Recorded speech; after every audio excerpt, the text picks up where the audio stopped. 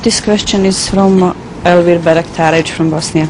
He would like to know how it started and how has developed evolution of mankind, and is Darwin theory proved by Holy Quran? Most certainly not. Darwin's theory is rejected by the Holy Quran at every step of it. But evolution is not rejected. Evolution is mentioned repeatedly in the Holy Quran, and the ultimate goal of evolution was creation of man. All the previous creations were steps in achieving that ultimate object. That is as far as the Darwinism and evolution are concerned.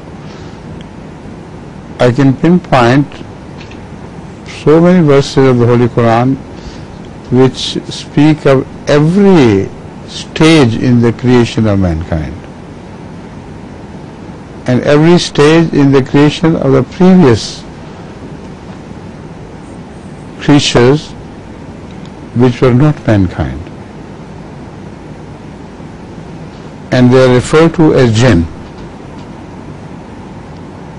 Now, jinn has many meanings, but one of the meanings of jinn is bacteria or viruses.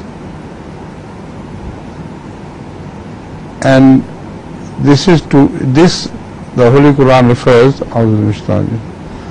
وَخَلَقَ الْجَانَّ مِنْ قَبْلِهِ مِنْ نَارٍ. Before the creation of man, we created jinn from fire. Now those jinnat, as medieval ulama suppose, were working, serving the cause of Hazrat Dawood and Hazrat Sulaiman, alayhi salam. They, according to the Holy Quran, were in shackles and chains. So how can you bind a jinn in chains? It's impossible. And moreover, those jinnat who served their causes, whom God decided that they should serve the cause of those two great prophets of Allah, they used to dive in the sea and bring out pearls from there. Can a jinn which is made of fire go into the sea? It will be extinguished. And the Holy Quran mentions that it did not do them any damage. Particularly this mention is made there. So that is as far as the concept of jinn is concerned. But how were they created before mankind? Through blasts of radiation from the skies. And scientists now have got evidence that is how the early bacteria and viruses were created. They were not created of earth. Man was created from earth.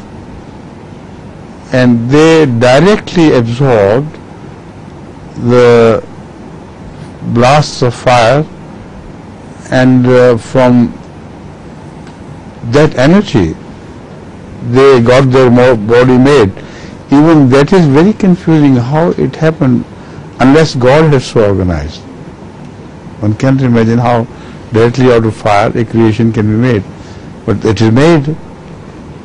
No scientist in the world can deny this. So as far as the creation of man is concerned, the Holy Quran says we began his creation from teen. And also every stage on the way to man is mentioned definitely and separately.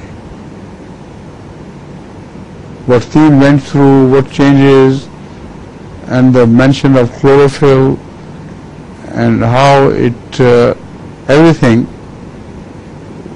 which you find green, and everything, every vegetation, everything is made out of chlorophyll.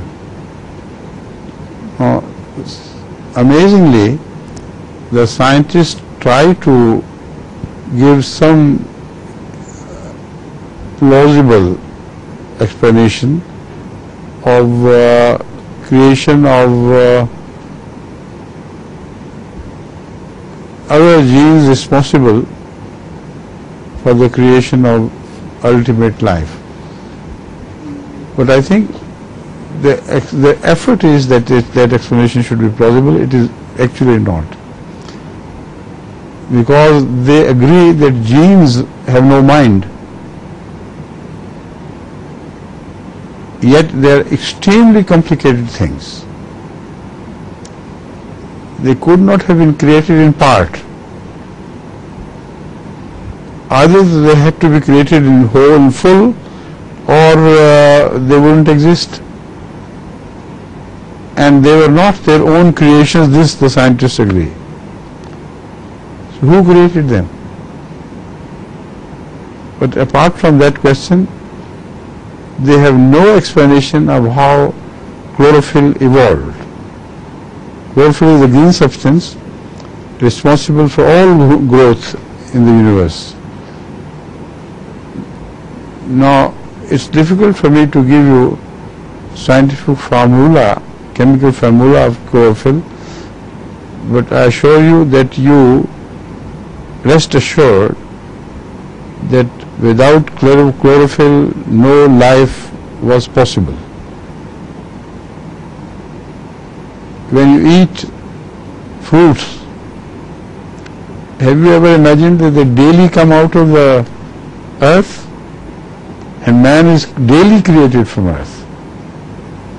Because talk of grass, when the animals eat grass, you know, they make everything within them out of that grass. Their brain, their bones, their hearts, their lungs, everything they have is being made out of grass. So these stupid scientists, although they have worked so hard to understand the secrets of nature, are still blind. And imagine when you eat a fruit like banana or walnuts or apples, have you ever thought that out of the same earth they grow and have all different chemicals, different tastes and shapes which it was impossible for them to acquire through evolution? So everything you see around is a sign that although man was evolved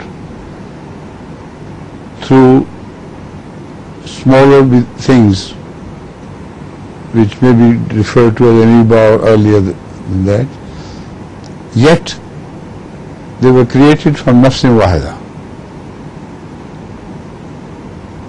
Whatever was the form of early life was not a couple. A single form of life existed for a long time and multiplied itself. Then, according to the Holy Quran, couples were made. This also is a very complicated thing. So, I am sorry I have spoken too long, but you have got it, huh? So, inshallah, for the time being that should suffice.